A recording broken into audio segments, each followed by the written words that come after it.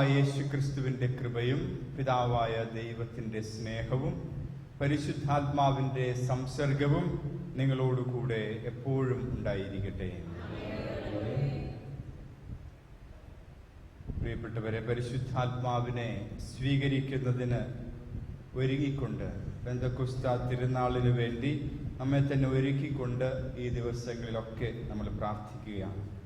കർത്താവിൻ്റെ വലിയ അനുഗ്രഹം ഈ ദിവസങ്ങളിലൊക്കെ നമ്മൾ പരിശുദ്ധ കുർബാനയിലൂടെയും വചനപ്രഘോഷണത്തിലൂടെയും ഒക്കെ സ്വീകരിച്ചു കൊണ്ടിരിക്കുകയാണ്.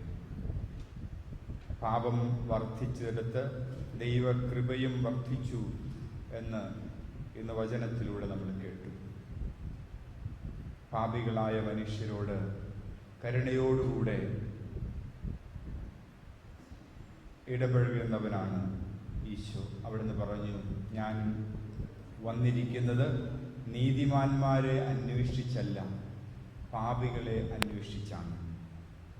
സത്യത്തിൽ ഇത് നമുക്കെല്ലാവർക്കും ആശ്വാസം നൽകുന്നൊരു വചനമാണ്. ഈ ബലിപീഠത്തിൻ്റെ ചുറ്റും നിൽക്കുമ്പോൾ ഒരാത്മശോധന നടത്തിയാൽ നമുക്കറിയാം, ഈ ബലിയർപ്പിക്കുവാൻ നമുക്കാർക്കും തന്നെ യോഗ്യതയില്ല. അവിടുത്തെ തിരുമുമ്പിൽ നിൽക്കുവാൻ നമുക്കാർക്കും യോഗ്യതയില്ല.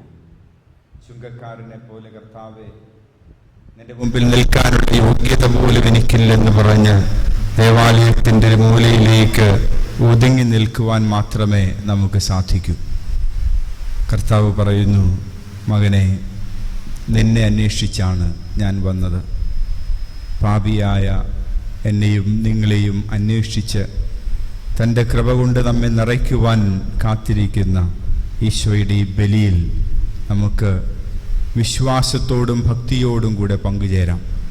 നമ്മുടെ കുറവുകളും ബലഹീനതകളും ദൈവകരങ്ങളിൽ സമർപ്പിച്ച് മാപ്പും മോചനവും നൽകണമേ എന്ന് നമുക്ക് പ്രാർത്ഥിക്കാം.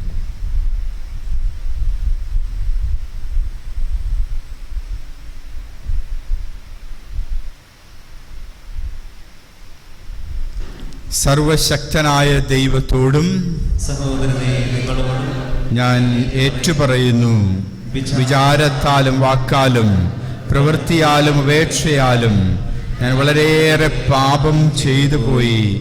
എൻ്റെ പിഴ, എൻ്റെ വലിയ പിഴ. ആകയാൽ നിത്യകന്യകയായ പരിശുദ്ധ മറിയത്തോടും എല്ലാ മാലാഖമാരുടെയും വിശുദ്ധരോടും സഹോദരരെ നിങ്ങളോടും ഞാൻ അപേക്ഷിക്കുന്നു, എനിക്ക് വേണ്ടി നമ്മുടെ കർത്താവായ ദൈവത്തോട് പ്രാർത്ഥിക്കണമേ.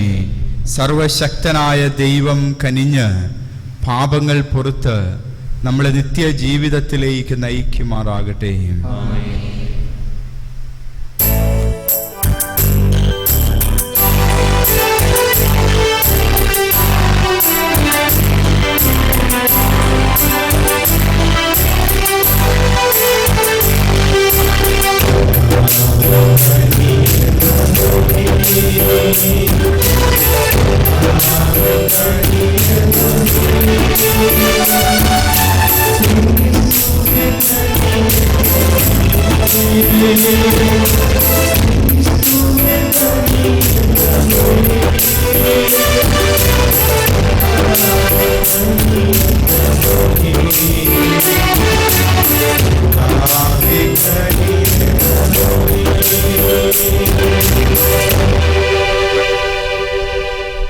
നമുക്ക് പ്രാർത്ഥിക്കാം.